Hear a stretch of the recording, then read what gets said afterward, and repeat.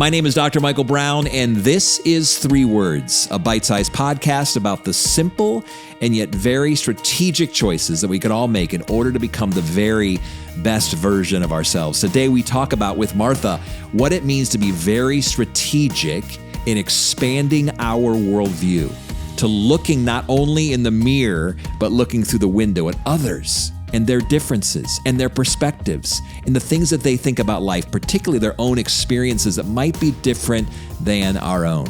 I think you'll love my conversation, as you often do with Martha. Listen in. Well, Martha, welcome back to the 3 Words podcast studio for your 5th conversation on air with me.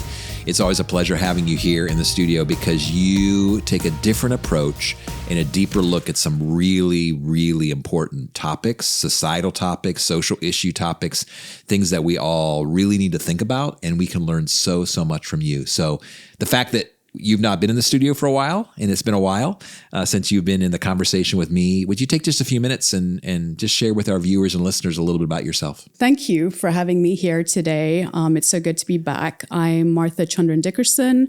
I consider myself an educator. I work with both collegiate level and high school students. I'm actually upper school faculty at an independent school here in the area. I'm also a writer and a writing consultant, and I've done some editing. So in a nutshell, that's me. Yeah, and you have an amazing husband and a couple of sons, and it's been fun to get to know your family over the years as our relationships continue to grow. And today we're going to have a very unique conversation around these 3 words. Diversify your library.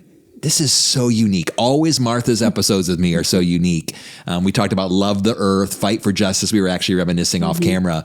But this is a really interesting one. Diversify your library. Obviously, you're a writer, you're an editor, you're an author, you're an educator. So books probably mean a lot to you. Absolutely. But why is this particular topic of diversifying your library so important to you? Yeah. When I saw the title, I'm like, wow, this feels like it was, picked just for me. It's definitely my wheelhouse. As a child, I always had my nose in a book. I was always reading, and my parents would complain. That's all that I did. Go do chores. But that was the thing. When I'd go to people's houses, the first thing I would want to go to is the bookshelves, see what books were there. But these words resonate with me for 3 different reasons. One being that the books that I read growing up, and I loved them, I never really saw reflections of myself. And so I think diversifying your library, I think now we see that that's something that is not as taboo as it was when I was growing up. I read a lot of books by white male authors, books that I loved, and other books by white authors, and books, all of them that I loved. Enid Blyton, for example, is an author that I loved as a child.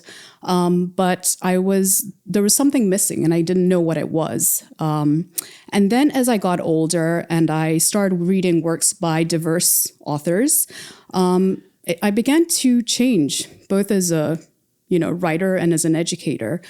It really transformed me into the writer and educator that I am today. Part of my pedagogy and teaching philosophy is to center not just multiple perspectives, but also marginalized perspectives, bringing those on the borders to the center.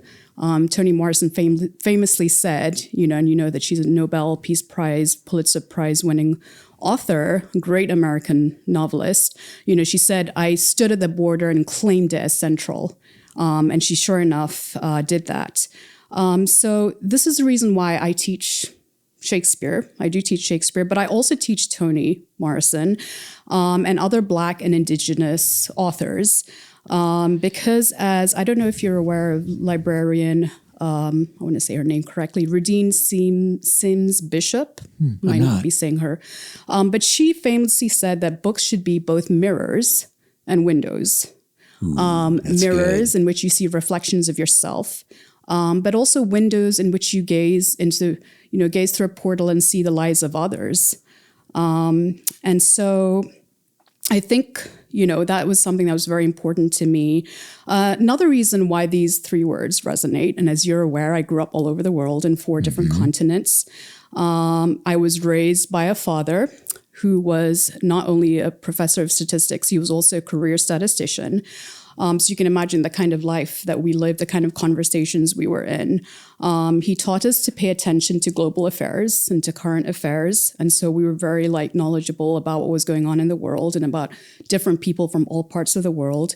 And he also exposed us to cosmopolitan circles. We encountered and then conversed with people from all backgrounds, religiously, culturally, socioeconomically, politically, even intellectually and philosophically, with a father who was an expert on population studies. He had a background in demography. We were continually thinking about differences, not just across communities, but also within communities. So diversity was a concept that we were constantly, discussing in our household. And we saw it as something to be embraced because it was something very much that we were immersed in. Mm-hmm. I love this. And again, but it seems like obviously around this conversation about your library, I'm sure your library is huge, but also diverse. But most of our libraries aren't. And that's problematic, don't you think? Yeah, it is. But we can do something about it, right? What can we do? Diversify it. Yeah, diversify it. How do we know how to diversify our library? Like, obviously, you're well-read and you've lived all over the world, but for people who are kind of raised in this kind of myopic kind of in our culture, this is a space I've been raised in, this is my kind of family, how do we kind of get outside of ourselves in that regard? There's multiple ways. I mean, you can look at it from the political route, right? So we could, support, vote for initiatives that support diverse education, diverse authors, and curriculum. Right now, there's a full frontal assault on education and on removing histories of certain groups of people, not other groups of people. And so I think to support with, the ballot, to make sure that we are supporting initiatives that ensure that our curriculum, our literature is diverse. The other thing is to expand our canon. That kind of goes hand in hand. Expand our personal canon. So don't just reach for the books by authors that you might feel a certain affinity with. You try to read books by, Russian authors and African authors and Black American authors and, authors from experiences outside of your own. Again, to go to Ruth Sims Bishop's quote about windows, right? And to be able to look at other people's experiences and then support small businesses like Black bookstores, don't buy your books off of Amazon, and buy books by, diverse authors. I think, we have white authors writing about racism, and some of them are bestsellers. How about we buy books about racism by people that actually have not only researched it and are experts on it, but also have the lived experience, and also are communities in which we have historically benefited from, but haven't really invested in. I'm going to pause right now in my conversation with Martha, acknowledging that our conversation might be a little bit disruptive. It might be a little unsettling because you're invited to actually consider perspectives different than what you naturally would believe or were raised to believe. So I would encourage you right now to share this particular episode with someone within your sphere of influence that might need a little bit of a challenge to think outside the box. Now back to the conversation. And I would also say too, correct me if I'm wrong, but wouldn't it be great to purposely read books and literature that we presume that we're probably going to disagree with, just to hear another perspective? Yeah. But it seems like everything around us right now is like you only kind of align yourself and surround yourself and listen to and read that which actually already aligns with your belief system. It seems boring. Yeah, I'm glad you made that because you made that statement, because actually in my syllabi and some of the materials that I give, we in the English department, we have we make it very clear that literature allows us to, seek pleasure in beautiful words and ideas and things, but it also should confront us with really difficult truths. It should make us uncomfortable. We're not, so we do have sort of a disclaimer saying that expect yourself to get uncomfortable, because it's about the human condition. It's about the human experience. And with that comes all the things that make life wonderful, but also, wicked and heartbreaking and all of those things. So when you read a book, it's not just to enjoy it, but it's also to sometimes deal with those things that come to the surface because of the kind of things that you're reading, which is why, what ends up having books being banned because of that. Well, I actually do a lot of coaching, a lot of executive coaching, as you know, Martha. And one of the clients that I work with, he is really extraordinary. And he was asking me recently, like, every year I want you to challenge me to do something new and unique. And so this year I said to him, I want you to start reading a couple of books that you know for a fact are on the other side of everything you believe and are opposite to what you would naturally think. And he's really enjoyed that process. And it's been challenging and disruptive. It's not enjoyable. It's more disruptive. But because of his confidence and because he's embraced diversity and because he's interested in difference, I think you could be interested in difference and want to learn from different perspectives. And I know you and I would agree on this. You don't need to agree with everything you read, but why would we be blind to it or we purposely avoid it? And this whole ban, I mean, you obviously are an educator. You are an author. I can't wrap my head around this idea of banned books. Like, what's going on with all of that? Can I answer that question? Please. But before I get to that, I want to talk about, we think about diversity as this kind of this thing that is unnatural. It seems that's at least how it's being framed currently. But if you think about it, there's nothing more natural than diversity. I mean, we have a whole field of biology that's concerned with this whole thing called biodiversity, right? So diversity is inherent and prevalent in everything. Humans, we're diverse not just ethnically and culturally in all the ways that we are, but even genetically, even within families. There's no humans that share the same set of fingerprints. Right? That's right. Not even identical twins. And there is, and I have to stress, 8.2 billion of us in this world. And I have to stress the 0.2, because otherwise my dad will be like, it's 8.2 billion, not 8 billion. And every single one of us is distinctly unique and different. There are no replicas. There's only one of you. There's only one of me. There are no clones. We see this, again, like I'd mentioned, biodiversity. Even in nature, no two zebras have the exact same set of stripes. And there are many other examples of this, which is why, I mentioned this whole biodiversity. But nature aside, as a principle, diversity fosters empathy. And it also fosters intellectual curiosity. This is why we have institutions of higher learning, right? It's where scholars from disparate fields come together to converge, to exchange ideas, to cross-pollinate, if you will, and in these interdisciplinary and enriching ways, in ways that are productive, knowledge producing.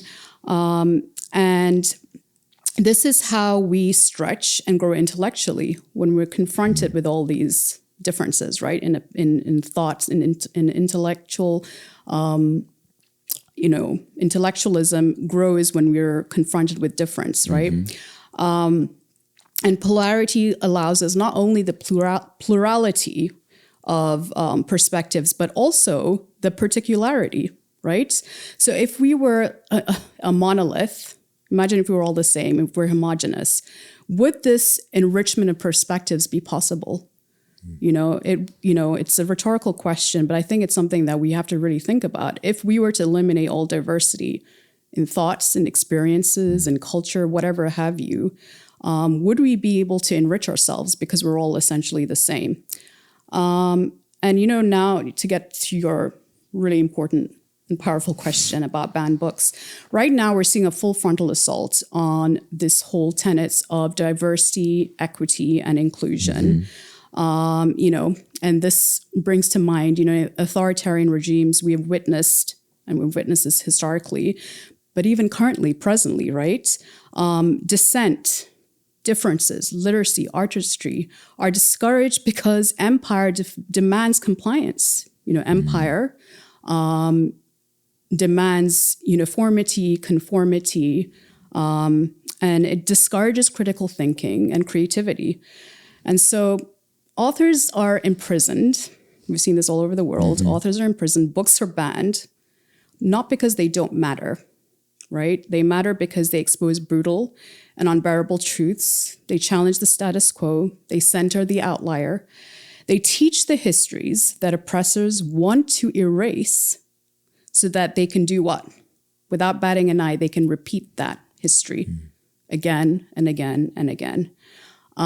So I don't know if that answers your question, but books are banned by design. Yeah. Well, I think it seems like it's rooted in power. Right. And then underneath power is fear. Because if I let people think and encounter differences and to explore diverse ideas, that feels threatening. I think most of our poor decisions in the world are out of fear. Most of the poor decisions we make out of life in fear. And so some people would not want to diversify the library in their home for fear of the bad influences on people and or their children or their peers. I'm just thinking we can read things that are different. We watch movies like that all the time. Like even movies, we watch movies where it's like, I don't believe that, or I don't agree with that, or I don't like that, but it challenges us and makes us think deeply about these things. But it's just hard for me to understand why there's so, and again, it seems like the banned book list is getting larger and larger and larger. And if you back in history, don't even go back to the fact that books are being banned. In oppressive regimes, what gets attacked is not just books, but literacy. So if you go back to, American chattel slavery, the enslaved were not allowed to read. They were not allowed to read the Bible. They were not allowed to read because reading would then empower them in a way that the oppressor and the empire would not, want them to be empowered. So I think it's all connected. What you said about power. Yeah. Part of me wants to just go to Chat GPT or something and say, how do I diversify my library, and just see what it populates with and just how to think about that. And because I think I have a pretty diverse library. I think I have a pretty diverse, but I'm sure there's so many other places where I could travel and go. And for you, I mean, you obviously teach in a private school, so banned books don't apply to you. Is that correct? They don't really. I mean, it doesn't mean that you're going to be immune from the complaints. I had, because I'm not mentioning the name of the school, I can probably share this. I had a parent request for me to do an alternate lesson because they did not want their child delving into matters of race. And a lot of my, curriculum is culturally competent. And so I have books from all over the world, authors from different cultures. And so we talk about everything. Race is one of the things. Well, in your final thoughts, I would love to get some final thoughts from you for our listeners and viewers as we kind of wrap up this conversation, because I would say probably most of our viewers are, I don't want to say completely homogenous, but we have a pretty homogenous group, I would presume. And so I want you to challenge us a little bit. And what would be kind of our first step in really thinking about diversity or diversifying our library, or even making sense of the ideas of power and politics and social issues? And just what would you suggest to someone who's like, yeah, I think I'm listening to Martha, and I do want to step into difference more, and I want to be more open and listen to these things. What would you say? I have to think about that for a second. Okay. That's a really good question.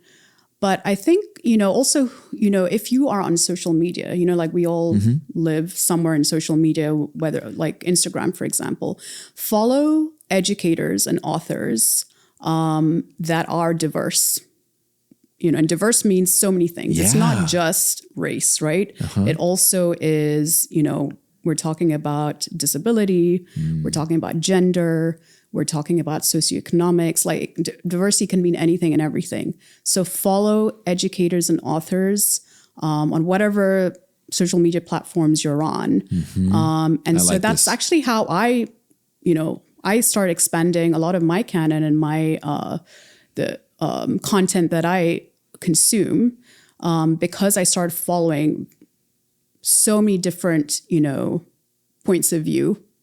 And that you don't necessarily agree with, but you just want to kind of explore? I mean, but maybe I'm wrong. Yeah. You know what I mean? Yeah. So like, we should be able to sit with the fact that maybe what you thought was I love this. Yeah. right was not right. And maybe you need to reevaluate and reposition.